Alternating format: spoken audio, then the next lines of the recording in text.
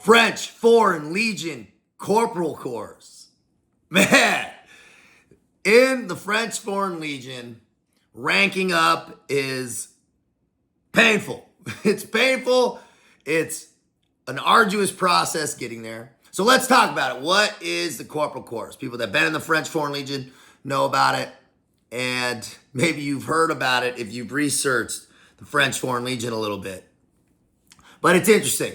It's important in the French Foreign Legion to rank up from premier class. So you come in as a legionnaire, and then you get one stripe, which is, kind of like a private or something, private specialist or whatever would be the equivalent in the Army, which would be that 1/. And then you get the 2, and that's corporal. And when you get past that corporal level, now it's still low level. It's not something crazy, but you're no longer cleaning. That's the big piece in the French Foreign Legion, because you are low man on the totem pole, man. You are called, and you're living in the barracks. You're getting called down, running up and down all the time when you're on those 2 bottom rungs. It is not fun. You're always getting rogered up for voluntold to do all the fun stuff, man. And also, when there's nothing to do in the French Foreign Legion, they'll have you painting rocks white, man, out in the field, stacking pyramids, rocks, and whatever.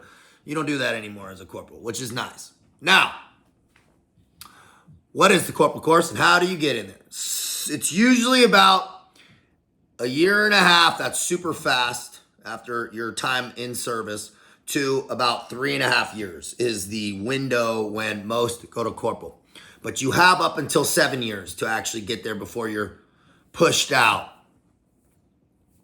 It's another process of screening. So you're going to get suggested by your officer in charge, your and also the NCO, the sergeant. They're going to say, hey, this guy's a good candidate. You're going to go through a couple screenings. They call it the March Commando. The Commando walk. It's really a run, but it's a weighted run. It's 8 kilometers. In our regiment, it's up in hills at elevation, so it's difficult. And time to beat was about 45 minutes. I don't remember the exact weight, but it's full boots, camouflage, full camis, rucksack, and about 25 pounds, something like that. But you're running, and maybe about 30 with water and all that. It's not a crazy amount of weight. It's not a crazy fast time, but you've got to be moving and you cannot walk, right? You're running. You're shuffle running the entire time for sure. And at times you got to be striding it out or you're not going to make the time. They want to see sub 40 though. 35 to 39 is an acceptable time. That's about where you want to be. Now, that's just one piece. You're going to be doing the obstacle course again. You're going to be doing the push-ups, the sit-ups, all that stuff. Your French has to be at an adequate level. And that's just the initial part. And you're doing that at the regiment. It's another level of selection. Say you pass all that. Okay, then you get orders to corporal course. You're leaving your regiment. You're going down to Castelnaudary, 4e Marais, 4th Régiment Étranger, 4th Foreign Regiment, right? So that's where all instruction takes place. You're showing up, and you got to remember, by this point, I had been on a deployment. I had been in the Legion. Mine was about 2.5 years before. I had actually been pushed early at 1.5 years, but I failed the March Commando course. The run, man. The run's always been my arch nemesis, man. It's fast. I failed the run for time, and so it pushed my timeline back a little bit. It actually ended up working out okay for me because I got to go on a Vigiparat, which was that really cool anti-terrorism domestic mission in South France, which I'll talk about a little bit more on a future episode. But the corporal course, once I was screened positive again, I had done it at Christmas time, man. I might have a video of it or somewhere that I might post up because it was me running, man, and just getting after it. I needed to pass this run. It was cold, man. It was right before Christmas, and I just wanted to get it done. And guess what? I did. Passed. Then I ship out a few months later down to Castile Notary and checked in, and you're back in boot camp. So you're back in boot camp. They're yelling at you. You're strict. You're putting all your stuff, right? So you're rolling back down the hill, restarting, shark shit on the bottom of the ocean again. And it's immediately swim test the next day. You're doing pool. You're doing cord also, which is they do no feet, up just with your hands, right? So, I think it was 10 meters or something like that. 10 meters up, then down, and then you climb back up it. You can do it with your feet the second time. But challenging, right? Challenging. So that's one test. You got to do it a certain amount of tests. I think 6 to 10 seconds you have to do that cord. You're doing the pool, which is a full camouflage attire with a 100-meter swim. 100-meter swim, boom, nothing to, as a former Navy SEAL, that was never my problem, man. I love tests that are anti-gravity, right? So I'm fine with that, man. Then you're doing the obstacle course. The obstacle course, which I'm going to do a video specifically about this, the obstacle course in the French Foreign Legion is different than SEAL training. And people that run obstacle courses know they're fucking hard. Cardio-wise, they're difficult. And you have forearm strength and all that stuff. Technique is massively important. So we had been practicing these obstacle courses throughout the time. You had done it in basic also. But the obstacle course is, in the Foreign Legion, I believe it's 20 obstacles. High wall climbs, pits, jumping, logs, low crawls, all that shit. And then they have some weird giraffe thing they call it. It's like they have some awkward type balance logs too. So you're jumping off some high stuff. You got to make sure your ability to land and not get hurt. Dudes are getting hurt on the first obstacle course, man. It's a little bit of carnage, and then you're gone, man. And they got to go all the way back, and you go back to your regiment. You got to come back. But so I was always cautious about getting hurt. But pass the obstacle course, then it's the March Commando again. Get up nice and early. They're weighing your packs. They're guys who've been in the military know, man, it's kind of a stressful thing. Guys that can run, it's no problem. For me, I'm always right on that cusp. And strapping on the Kevlar helmet, the body armor, the ruck, all that shit, man. You're loaded out and you're running. So 8 kilometers, you're charging. Once we pass that, come back in, then you're in your dress uniform. They're going to say, okay, here's who made entry into the corporal course. Now you're in. That is 2 months of getting your dick smashed in the dirt. You are in Castile Notary doing some instruction, radios, shooting, all that stuff you're doing. At times, different training sites. Also going out to the farm. The farm, like we talked about before, is in boot camp. There's a different farm just for the corporal course, right? The sergeant course and also the corporal course.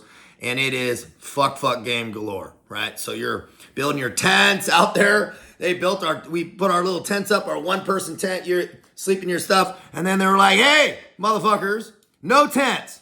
So no tents. It's pouring rain. You're soaking wet. It's fucking cold. You're getting up wet. You're going to do the obstacle course. You're going on fucking long ass runs, man. And I was beat up, dude. I still had that torn medial calf muscle from two and a half years before that I'm still running on. So challenging. Just rung in the dirt. That picture, like on the thumbnail and at the beginning here, that was me in the corporal course out at the farm up in the woods, man. And dude, I saw guys out there, tensions are high. I saw a Brazilian and a Georgian out there getting like a knife fight, man. The Foreign Legion is no joke. And you're hungry as shit, cold as fuck. It snowed. We're out there in our fucking, barely a sleeping bag, man, just freezing your nuts off, getting up for watches and whatever. And marching and singing and also doing land nabs, which aren't so bad. But when you're doing the Foreign Legion, you're carrying 50 cals, man. Carrying 50 cals, carrying barrels. People know about the 50 cal, bro. That's a heavy ass weapon. The tripod, the actual frame, the barrel, man, it's heavy shit. And so you're running, doing shit like that a lot. The marches out and back. You're not taking a truck out there, man. So you're doing a fucking 25-kilometer marches out there, no breaks, man. We did one with no stops, full tilt. And the French move, dude, in the French Foreign Legion really move. And you're carrying the 50 cals, bro. You're carrying jerry cans, you're carrying 50 cals. You're obviously having to cycle through guys because you just get straight smoke checked. If you were trying to do it by one person, it would be impossible. Or at least not impossible, it would take you forever. So you're cycling through. Teamwork makes the dream work, baby. It was a challenging course.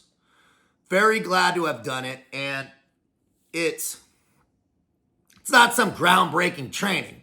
It's just another way to, first, they need you to learn orders better in French. How to give orders better in French, right? Now you're a fire team leader, technically. Would be what a corporal team is. A team lead, which is a fire team leader. It's the equivalent of the United States military.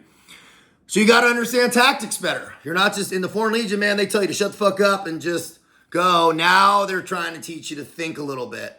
Here's the reasons behind things. Not too much. Don't think too much now. But here's how you give orders. Here's how you manage a small team. Here's the bigger picture, right? They start growing that perspective out. And it was those hardships, man. Those bonds that are made out there were fantastic because it was guys from all the different regiments, parachute, whatever. We're getting a group up. So you seeing different perspectives, talking to guys about their deployments and different learning points and experiences in the Foreign Legion. And you're just suffering together. Shared suffering, shared hardship creates tight bonds. The tightest bonds, all those ones created through difficult times and coming out better. It was a hard time, but also there were some magical moments. Made some really good friends there that I'm still connected with. And, Moldovan homies and Georgian homies and Serbians. Man, it's cool. French Foreign Legion is cool in that capacity. And you're out there just living in the dirt, man. Living in the dirt, getting through a promotional course. That's a nice coveted step in the Foreign Legion. It is. There's not a lot of ranks in the Foreign Legion, right? 7, really. So it's a big step. And man, we were really proud graduating from there. It felt great to get that, put the uniform on, graduate, then have the weekend off, man. And then you're going back to your regiment on a victory lap. Feeling good on that correct path. And then your quality of life in the Foreign Legion improves tremendously. And I'll never forget my time there. And while you're there, the only way to manage it and get through it, just like every difficult training, cell, or life experience, is to be smart. Out here.